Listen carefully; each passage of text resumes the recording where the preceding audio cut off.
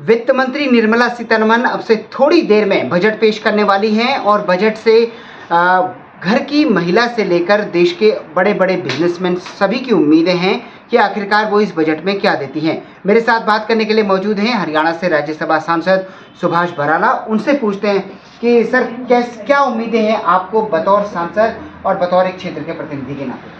देखिए, मैं भी निर्मला सीतारमण जी को देख रहा था टेलीविज़न के ऊपर। वो संसद के अंदर प्रवेश कर रही थी और उनके चेहरे पे और उनकी टीम के चेहरे पे भी मैं एक ऐसा आत्मविश्वास देख रहा था कि वो देश के लिए, देश के सभी वर्गों के लिए, चाहे वो युवा है, चाहे किसान है, महिला है, गरीब है, सबके कल्याण के लिए और देश की तरक्की के लिए, देश की जीडीपी कैसे भविष्य में भी मजबूती के साथ स्थिर रहे बल्कि आगे बढ़े, और पूरी दुनिया जो भारत की तरफ आज देख रही है पूंजी निवेश करने के नाते, तो दुनिया पूंजी निवेश भी करे और भारत एक मजबूत राष्ट्र आर्थिक रूप से और सभी दृष्टि से बने। मुझे लगता है इस प्रकार की बातों को ध्यान में रख करके, ताकि हम 2047 में यानी कि आज़ादी के 100 साल जब पूरे होंगे तो एक विकसित राष्ट्रों की श्रेणी में हम खड़े हो सकें।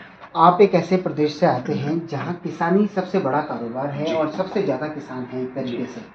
उस राज्य की क्या अपेक्षाएं हैं, क्या अपेक्षाएं हैं आज के बजट से? देखिए, मैं तो पूर्व में भी कोई भी बजट रहा देश का तो हरियाणा को प्राथमिकताएं मिली हैं। हरियाणा एनसीआर का क्षेत्र काफ़ी आता है हरियाणा के अंदर, तो मुझे लगता है कि हरियाणा के किसान और हरियाणा के ऊपर फोकस होगा बजट में।